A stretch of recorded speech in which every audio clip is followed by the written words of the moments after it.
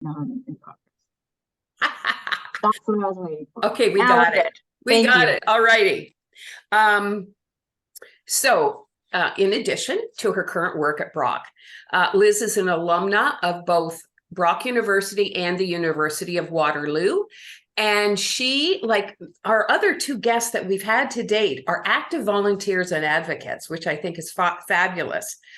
She's active as a volunteer on the Accessibility Advisory Committee, the Diversity, Equity, and Inclusion Committee, and most recently, the Niagara Transit Commission Public Advisory Committee.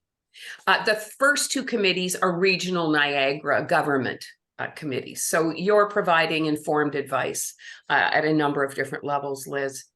An advocate of the maxim, nothing about us without us, Liz has lived experience of disability, and she's going to be sharing that with us today. I loved this final line in your bio that you provided, Liz, is that she believes that ensuring accessibility should be the starting point of any event, any structure, and I would add any program.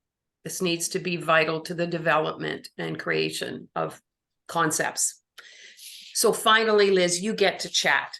So welcome. Thank you. Great. My first question is, tell us more about yourself. All right, that's one of those job interview questions, right? It's like, tell us about yourself. I don't know. What do you want to know? So let me tell you a few things. First of all, just perspective-wise, I'm trying to think where I want to start. So I am a mother, I am a grandmother, and I am gainfully employed. And all of those things are things that sometimes people think disabled people can't be. They think disabled people can't work. They think disabled people can't have sex. They think disabled people can't maintain relationships. And okay, I'm divorced, but we'll get into that later. But yes, it is entirely possible for disabled people to be fully complete people. The challenges that I faced as a disabled person have changed over time. Things that I faced when I was little and going to school in terms of accessing buildings. Because back in the day when I was attending school, most schools had steps to get into the school. So the first question was, well, I can't go up those stairs.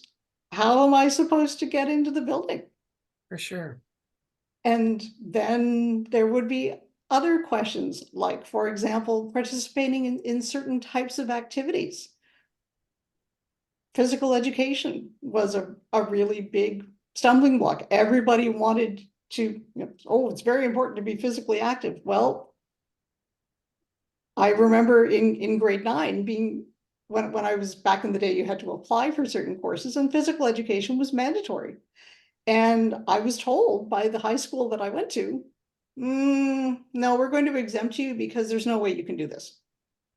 So there was no effort made to consider how I could be included, how their activities could be adapted, or how they could find ways for me to participate. It was just, I don't know whether they assumed I wouldn't want to, because that certainly wasn't the case, but it was certainly the case that they just weren't interested. And they didn't have to back then. There was no mandate required that you must find ways to include people who are disabled. There was just like, no, you don't have to do it. We'll give you a pass on it. Got it. So there have been experiences in my life where I have been deliberately excluded. And then there are times when I haven't been deliberately excluded, but I have been excluded. And I think this is where it becomes super important for me to talk about structures. And by structures, Gay, I'd absolutely take your point that structures can include meetings, they can include documents, they can include all kinds of things. For me, because my disability is a mobility disability, you can see my walker over there in the corner. One of the things I need to know if I'm going to an event is, can I get in? And I would say 95% of the time, when I look at an event poster, nothing is included on that poster that says whether the event can be accessed by someone using a mobility device, whether the washrooms in the location can be accessed by someone using a mobility device. Right. So my first step when I want to attend any meeting or any event or any conference or any learning opportunity that isn't online, my first step is to call and say, is this event accessible? And then I have to break it down because many of them will say, oh yeah, absolutely, it's accessible. There's only one step. That's not accessible. No. One step is a barrier. So trying to explain to people what accessibility means, and then reminding them that what is accessible for me may not be the accessible needs of somebody else. I might want, for example, to bring my deaf friend with me to an event. Well, then we have to ask, well, is there going to be an interpreter? Right. These things that we need in order to participate actively and fully aren't necessarily things that people put out there right away. Very good point. There are things, so another example, I love live theater. I love it. And I like to go to Stratford. Now, when I go to Stratford, it's easy. They, on their little maps, they show where the accessible seating is. It's easy to book it. When I get to the theater, there's someone to greet me. They take me to my seat. They show me where the accessible washroom is. And Lord help me, they're right by the theater. I don't have to go find them. Simple, simple, simple, simple. Another more local theater, which I will not name, has terrible accessibility. You have to hunt, you have to beg. No one comes to find you. Completely different experience. And then there's the hotel. So many hotels now will have that handy little wheelchair symbol and they say, oh, good, it's accessible. But my friend and I, my friend who's not disabled, has learned that when they have that little wheelchair symbol, he still has to call if he's doing the bookings. So when you say it's accessible, what do you mean? Right. Is the washroom in the room an accessible washroom? Is it a walk-in shower? Well, no, it's a bathtub. Well, that's not accessible. Exactly. There's no common understanding or definition of accessible, or is there? Well, there are.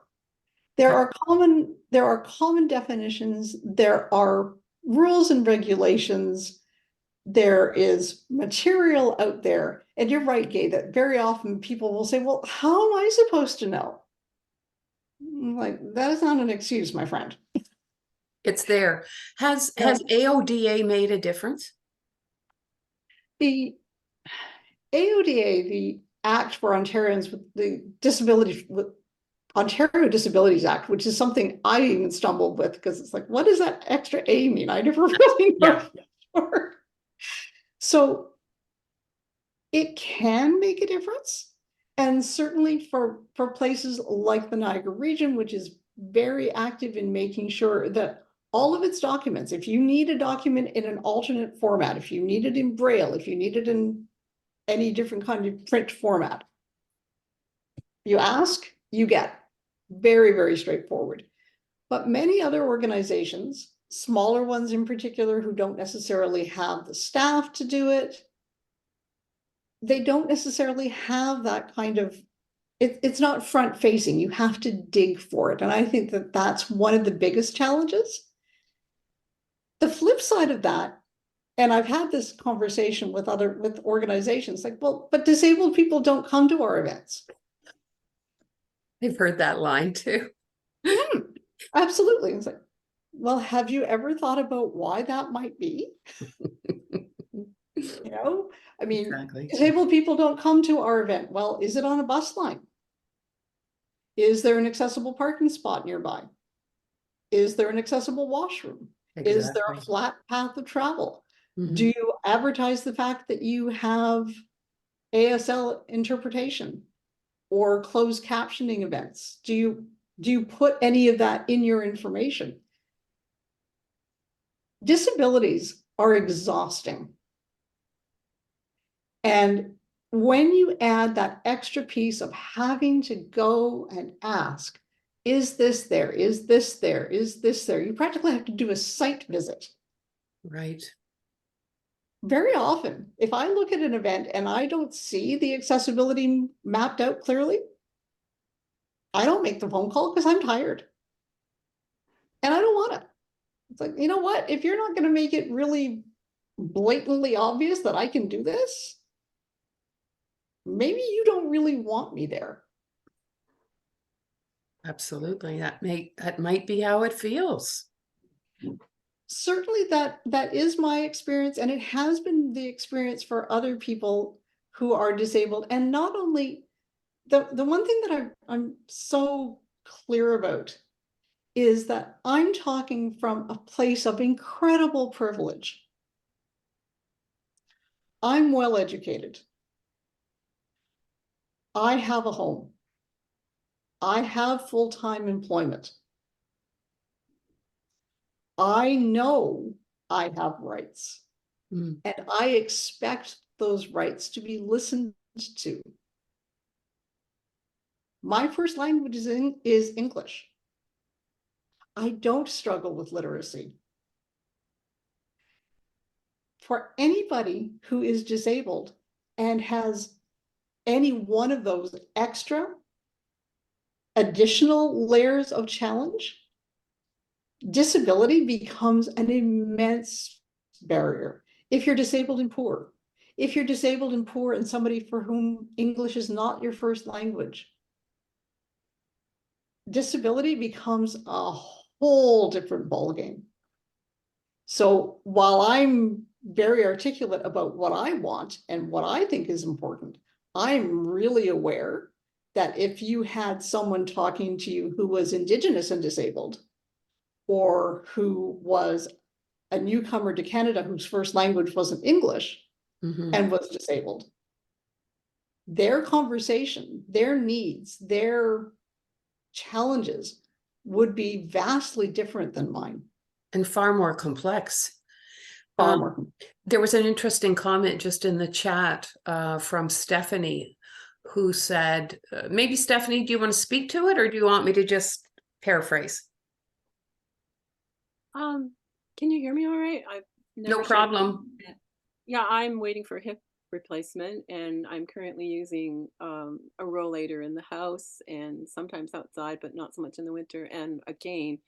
And this is my second time around because I already had the one hip done. And honestly, it is such an education in lack of accessibility. And I've taken the accessibility training and all of that, and I try to pride myself on making things accessible. And we've always tried to do events that were accessible. But actually experiencing this is like, I can't believe you are calling this accessible, and it's like, what is wrong with you folks? But I don't say that, but Oh, sometimes I do. it's a real eye opener. And I have mentioned it before, saying, you know what, your bathroom's downstairs. There's a couple of restaurants that are old buildings, they're really old buildings, and the bathrooms are downstairs, but they still have the little accessible thing because it's a flat roll in from the door, right? But it's like, yeah, no, I can't go to the bathroom, so what are you gonna do about it, right? And we have a lovely theater, a lovely opera house here, and they have really good accessible seats and the bathroom's close by, but the elevator's been out of order for months, so I haven't been able to go to the theater, like to the opera house productions at all. So yeah, it people just it just doesn't they just don't think about it. Like It's I an could climb the education. stairs, Yeah. I could climb the stairs up to the opera house and then down again, but it would take me forever. Like it's just Yeah. not, it's just Yeah. terrible. Many Thanks. years ago when I was working out in a gym, the trainer that I was working with, his wife has a disability, and he had a great phrase that I picked up. He said, "Yeah, that person over there, she's a tab." What's a tab? Temporarily able-bodied. Hmm. So if you start to think that any one of us, Stephanie, just like you said, you don't use a walker typically, and now you have to. So you are temporarily and severely disabled at the moment. And yet there was a time when you weren't. So you were temporarily able-bodied. And if more people looked at themselves and thought, eventually this will be me. Eventually this will affect someone I know. Whether it's blindness or being hard of hearing or having a mobility challenge or having a brain injury that affects your ability to process information. All of those things, anybody can become someone who is disabled at any point. Mhm. So to say it's not about me, it's not about you yet. Inevitably, it will be. And in our programs, inevitably, we may be missing people who could benefit, or they're already in our programmings, but struggling to get there and to participate fully. Yeah, absolutely. They may not know, right? Because many disabilities are also hidden. Absolutely. Many, many disabilities. I mean, mine is really obvious. I walk into a room, I'm pushing a walker, they know. Like, oh, you're disabled. Which is another thing too, right? Because people think they can ask, oh, what's wrong with you? Really? Oh gosh, yeah. Well, what happened to you? Oh, why do you need that thing? Oh, you know, what's the matter with you? I've had cab drivers ask me, I'm like, do stunned. you need to know the answer to that question in order to get me to point B? Because if you need to know the answer, I'll tell you, but I don't really see how why I use a walker is important to you getting me to my appointment. Right. But they That's ask and they stunning. think they have a right to know. Interesting. I'm going to ask, I have a couple of questions for Liz. I could just sit here and listen all day. Unfortunately, we only have an hour. So I'm going to, Really, I could just sit here and talk all day, so well, hush up.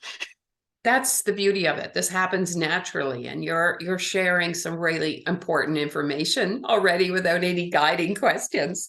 I want to hear more, and I'm going to jump to the question around.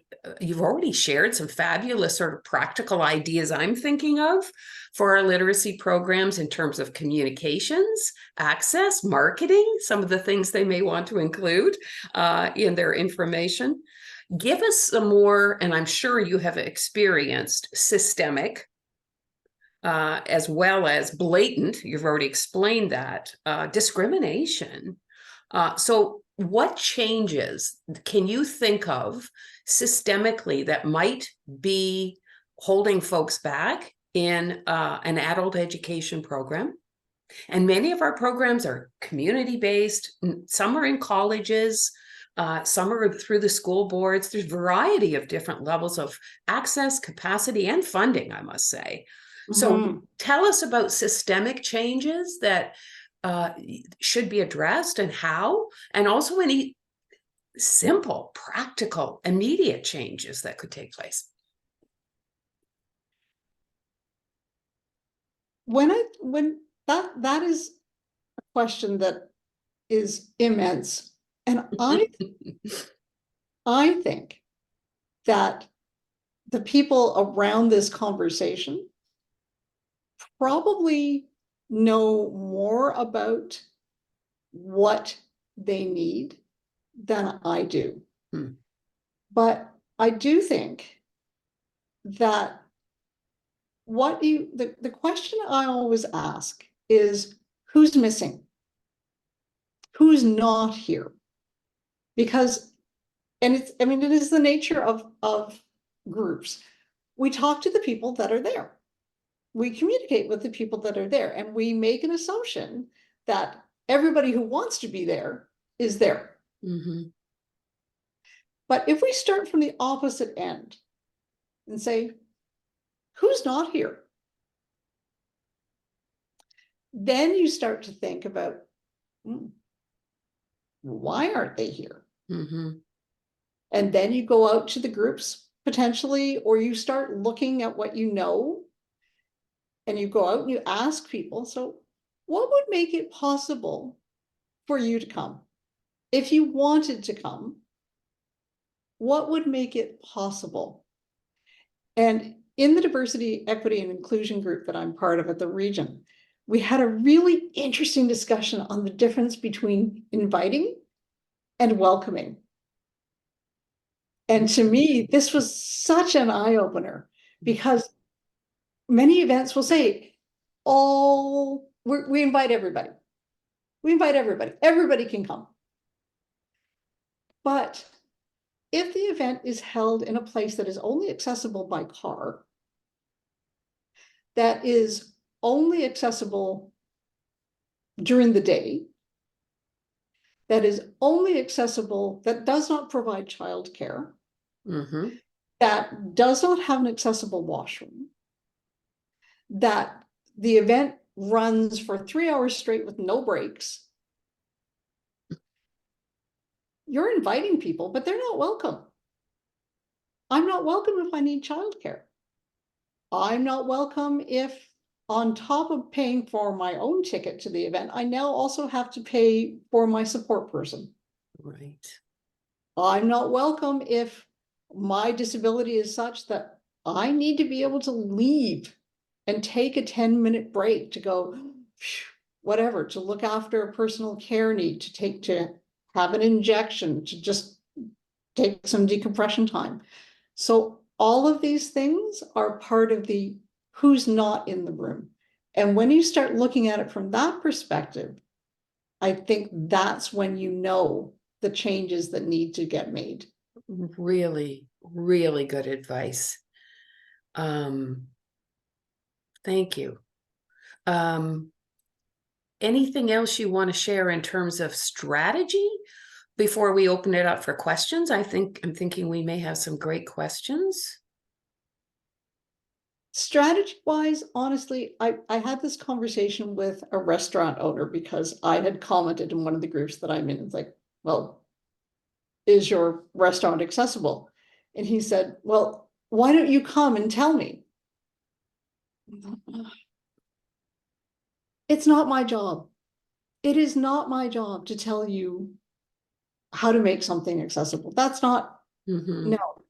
There are organizations, there are people, there are regulations out there.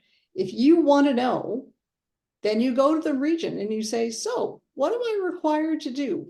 If you don't know, the built environment legislation is really clear on how wide your door openings have to be, on what a clear path means. All of these things are there. To constantly put the burden back on the disabled person to say, tell us what we need to do, is it reminds me in some ways of the experience that my Black colleagues are currently having in Black History Month. And it's like, tell us what we need to do.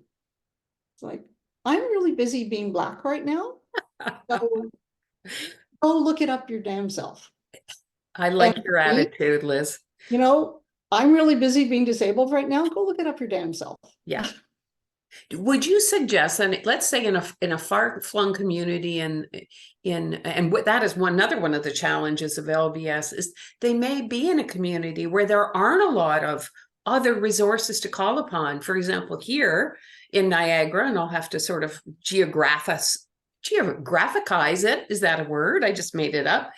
is to say there are resources within this community we could reach out to as a literacy and basic skills agency. We can talk to the folks at the Niagara Center for Independent Living. We can go to the region and find out this, that, and the other thing. We have many organizations, and I won't list any more, that work with specific people with specific disabilities.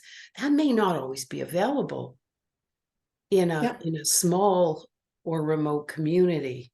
But there's online, I'm going to think. What do you think, Liz? Well, I think first of all, you're right that one of the challenges that disabled people in smaller communities face is that the resources that are available to me, as meager as sometimes they feel, even those resources are not necessarily available to somebody living out in Pelham. Right.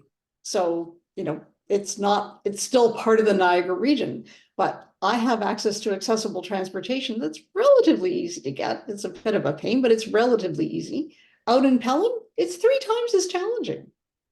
So certainly one of the things that non-disabled people can do is to advocate, to look at the things that, gosh, you know what? My disabled friend can't come to this event because this is a problem. So I need to get behind and advocate, not on their behalf, because we don't need mommies and daddies, but to advocate in terms of you're leaving people behind. Yes. And to talk to the government agencies that are out there that are mandated to ensure these supports and these services reach people that are disabled, and to say, look, you're supposed to be helping us with this and you're not, and you're cutting services and you're cutting funding, and what you're doing is narrowing the opportunities for disabled people to participate instead of, and your mandate is supposed to be to widen it. And what you're doing is narrowing it down. Right. Right. We had a comment from Chris. Rachel, are you able to read that aloud? And please, anyone who would like to chime in, you can ask a question, just speak, or type it into the chat. That'd be great. So hi, Chris. Chris says, I've heard in the disability space, there's a significant issue with burnout among advocates, which I've heard you allude to a few times during this talk. And once you put your hand up to get involved, you get asked to do a lot of labor. Do you have any thoughts on how allies can support while also making sure there are seats at the table? Or perhaps the question is, how can we support more advocates who want to put their hands up so there could be more folks to join more tables? Huh. That is a really great question. And one of the things that I will say is that a lot of the advocacy work, a lot of the times that I'm asked to do something, it's unpaid. It's just assumed that, oh, you'd like to do this? Oh, this would be great. And it reminds me of my musician friends who are asked to provide music for a venue. Oh, it'd be great exposure. Just show up, bring your trumpet. Well, I have a friend who's a trumpeter. It's like, oh, come on, it'll be good exposure for you. It's like, exposure doesn't pay my bills. And certainly for disabled people, exposure doesn't pay the bills. And it also, because whether we like it or not, we live in a capitalist economy. And our value is often measured financially, monetarily. So if you say to somebody who's disabled, oh, come and do it for nothing. Really what you're saying is your contribution isn't really that valuable. It's not that important. Right. But when you think of it as, well, wait a minute, you're making a contribution. This is valuable. And then, for example, one of the things that I asked Gay and Rachel when I was discussing whether I would participate or not was whether this event was virtual or whether I was going to have to get somewhere. Because for me and for many other disabled people, if I want to get somewhere and if I want to use the accessible transportation system, I have to book it days in advance. I can't necessarily guarantee that I'm going to get where I want to get at the time I want to get. So I might have to make an arrangement to get there half an hour early just so that I'm on time. Right. So, And there's a cost. and there is a cost. The accessible transportation is relatively inexpensive because it's the same as as I cheerfully refer to it, as the non-accessible transportation system, even though they say it's fully accessible. No, it's not. But that's another conversation. But so financial compensation is important. And again, doing some of the work yourself. So that the what did you call it? Bibliotherapy? In terms of, there are some fantastic books out there written by disabled authors. Some of them are written about their disabled experience. Some of them are written just because they're disabled and they're writing incredible fantasy books. Right. So finding ways to draw in those experiences, I think is a really key thing to do. And I'll make sure, Liz, that you see the bibliotherapy materials. Are they available now, Rachel, or are they almost done? Oh, they are now. And you'll see what was specifically developed for learners and practitioners Awesome. around reaching what was called in this project underrepresented groups. And that was the focus, was just as you said earlier, who's not here? Or who's here, but maybe we haven't made it easy to talk about who they are. When I was really young, one of the authors that I adored was Jean Little. She's a Canadian author, was based in Guelph. And Jean was the first person who wrote about disabled characters. And they weren't pathetic little caricatures, and they weren't little Pollyannas, full of bright smiles and, oh, isn't life wonderful? And they weren't there to be inspirational. Oh my God, if one more person says, oh, you're such an inspiration, I will choke them. They were just people. The only reason that I'm an inspiration is because in the back of your mind, you're thinking, shit, that looks like a lot of work. Mm. Yeah, I appreciate your candor. This is great. Any other questions or comments for Liz? Jeanette, could you read that, Rachel, please? I can, yep. Jeanette says, I wear hearing aids, and often during certain meetings, it can get noisy, not always easy. I took a course in 2019 about students who are some hearing loss and eyesight loss, so deaf and blind. And our last session was to experience how they feel every day, and that you become much more aware of others' needs and feelings about everyone around you. It was quite a wonderful experience to understand and be much more compassionate about every human being and their needs. That's a really good point. And one thing that I failed to do, because typically when I start a conversation like this, I always say, is closed caption enabled? Because even for me, I like having the closed caption because it enables me to follow some conversations that maybe I can't follow as quickly as I'd like. And certainly for someone who is deafened and deaf or hard of hearing, it can be the difference between being able to participate and not. And so that was my fault. And I apologize right off the hop. I should have said something about closed captioning and I forgot. You know what? While we're on the topic, though, because I don't know this, is there a way to enable closed captioning on live Zoom calls? I'm going to do so after. It's called show captions. Ah, okay. Thank Right you down very there much. at the bottom, it There, says show we've learned captions. something already. That's why I asked. And I thought, you know what, there's a lot of Zoom classes and meetings in this network. So, but I will put it on the YouTube video. That's always something that I enable, and I find it to be mostly effective. The other thing we did try to secure was an ASL interpreter, because you might be impressed to know, Liz, within our network, we received a special funding allocation for that. Unfortunately, no one was available for this call. And then at the same time, I wasn't aware of anyone that needed that on this call, but often we do try our hardest to get the ASL interpretation. And that is another point, that it can be very difficult. If you want to have that facility, then where do I find it? The funding, And for some organizations, it's like, I want to do this, but we don't have the money. Right. So how do you find the money? How do you go to one of your sponsors and say, look, one of the things we need is this. We need to be able to provide ASL interpreting because it's really important to expand our reach. And is this something you're willing to help fund? Good advice. And thank you so much. I just enabled the captions. It is working brilliantly. Thank you so much for that. Here's the key point, or I'm asking, Rachel, you can see captions, but we can't? Is that we can't? Ah, okay, so So You you have to enable individually. each person has to do it. Well, there you Thank go, you. folks. You can turn them on. There you go. Thank you, Janet. Janet's our local technology whiz. She would say, "Yep, everyone's up. You're responsible for your own captions." Now that was an education in itself. So, thank you That's so right. much.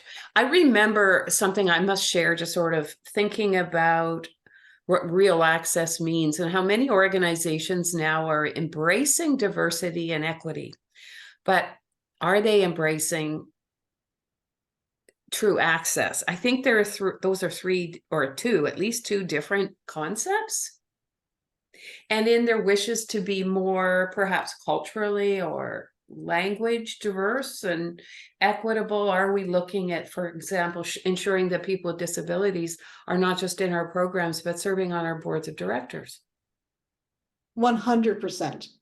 If you really want to include disabled people, in the same way that decades ago we would talk about making sure that women were in the boardroom, we need to make sure that disabled people are on the boards and in the boardroom and leading organizations and making it possible for them to do it, which sometimes means changing the way you do things. And that can be super challenging for people because, as one of my very dear friends says, how does she put it? Change is good, transitions suck. Yeah, it's perfect. And I'm gonna truly, borrow that one. and it's so true. It's not that we don't want to do things differently. It's just that it's hard. Mhm. And it is. I'm not trying to say in any way that, oh, come on, just do it. Mhm. Because I get it. It's not, it isn't easy. It is necessary and it is not easy. Fabulous. Other comments or questions for Liz? I see Stephanie's hand up. Stephanie, go ahead. Hi, yeah, I hope you can hear me. I was just curious. CBC started a new program last year, a new series called Push. And I started watching it, and it's kind of a reality show focused around um, a group of people that are wheelchair users. And the lead protagonist, I guess if you want to call her that, calls them her wheelie peeps. And it basically follows this group of individuals through their daily life and things that are happening. It's in its second season now, and I was just wondering if you have watched it, and if you have, what you think of it. I have watched that one a little bit. I've watched other programs that are like that. And what I like about them the most is that when they're done well, the camera doesn't decide what happens. The producer doesn't decide what happens. So people can be very frank and very honest, and sometimes amongst ourselves, we can be a little more biting, I think. And it's important to be able to show that disabled people, there's a tendency in the media to, when they talk about someone disabled, to really put us on a pedestal, to say, oh, isn't that wonderful? Oh, look what they did. And it's so patronizing. Mhm. And really what it doesn't do, for example, oh,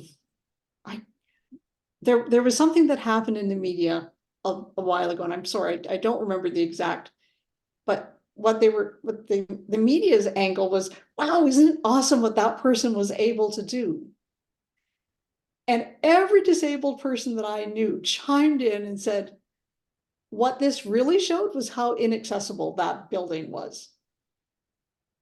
So what they went for was the inspiration angle. What they didn't go for was the systemic, geez, that person shouldn't have had to make that much of an effort to do X.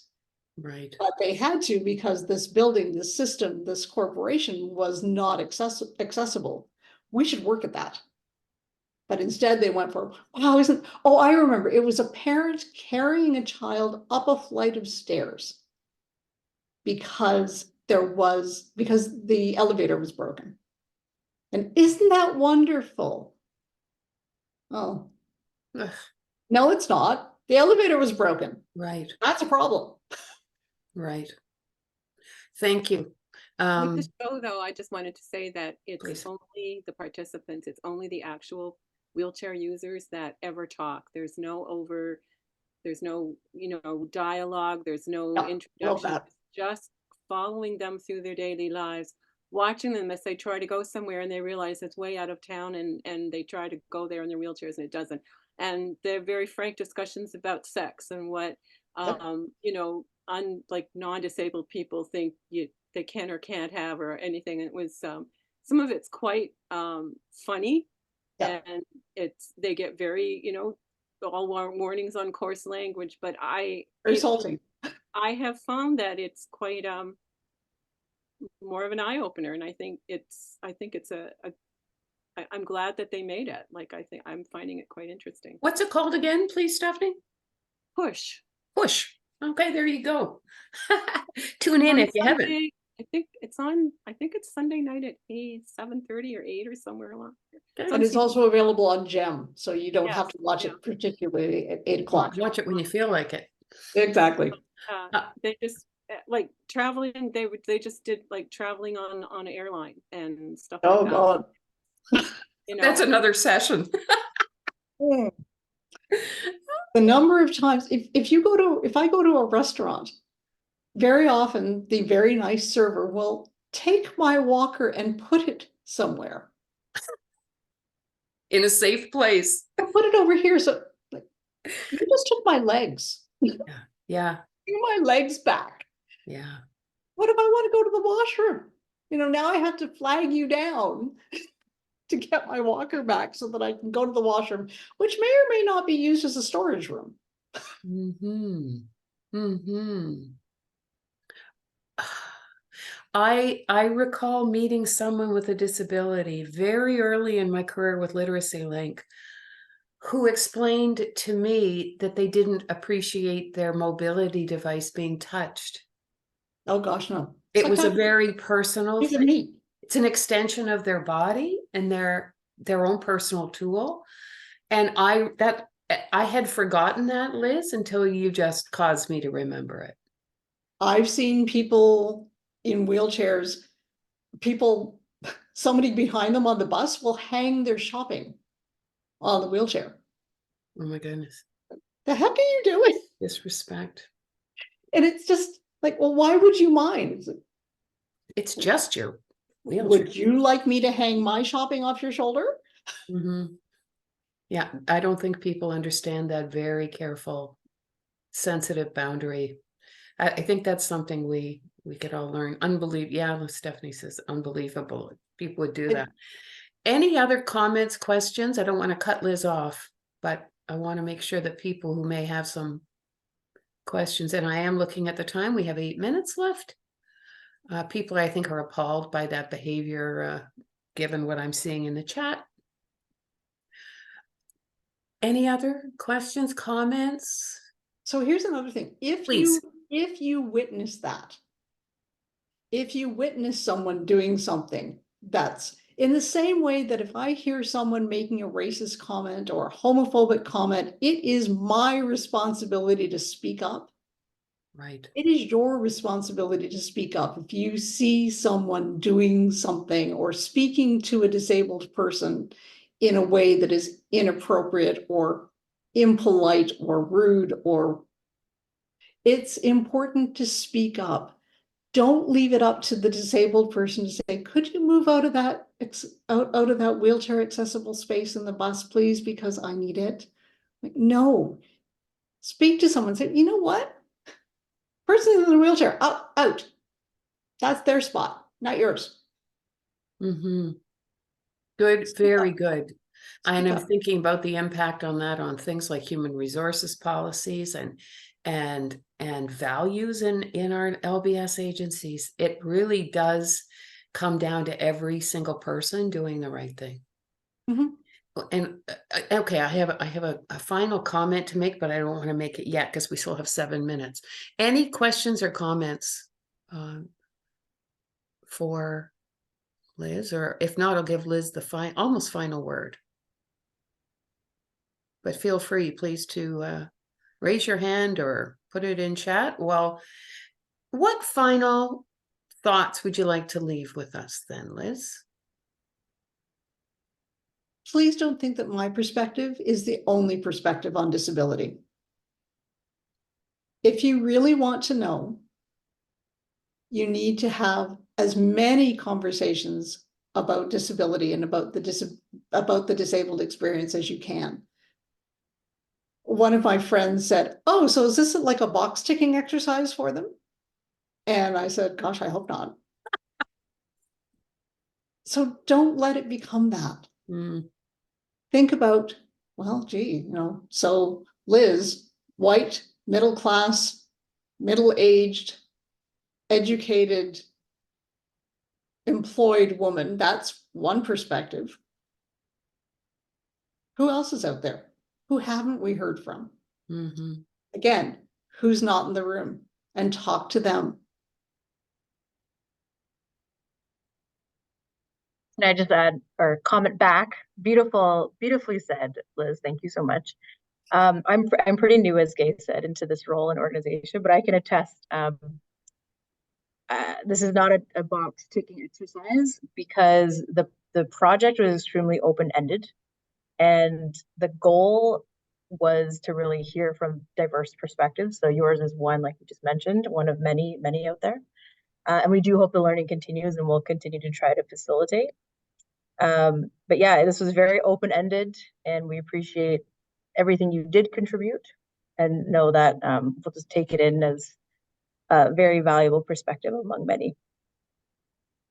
I really do welcome the opportunity to open that conversation around disability, and I look forward to seeing more and hearing more and giving you more people's like, go talk to this person, go talk to that person, go talk to this person. I got lots. That would be great. That's fabulous. Yes. Then I will wrap up. I will thank specifically Liz. It's really been a pleasure getting to know you briefly, and we have lots to follow up with. We're going to have another conversation a little later, hopefully, if not today, over the next couple of days. And if you've taught me something today, and I just sort of, I'll just share what my learning was, is that we shouldn't expect people to have to be heroic to get what the rest of us take for granted. Is that a fair statement? Entirely. Couldn't have said it better myself. Okay, good. It was really valuable for me. Hopefully for the others that joined us today. The great news is that it has been recorded. And so you're going to be able to replay it or take it into a staff meeting, have a conversation. And your lots of nice comments popping into the chat. It was helpful. That's what it's all about. Yes. Great. Oh, wow. Lots of great comments. Oh, thank you all so Well, much. it was a pleasure, and we'll talk again soon. And thank you all. And we hope to see you at the end of March when we talk to Chris. Chris will be talking about mental health and mental illness and his life as an advocate and a personal survivor of his mental health challenges. So we'll be talking more to him. And just wrapping into that, disability affects your mental health in huge ways. There's nothing, that's a whole different conversation, but trust me, mental health and disability, wow. Absolutely. Good point. Thank you. All right. Thank you to you all. We'll hope you have a fabulous rest of the day and rest of the week. Bye-bye. Thanks, everybody. I really appreciate Bye-bye. the opportunity. We appreciate you, Liz. Thanks so much again. Great to see you. Bye-bye. I will stop the recording.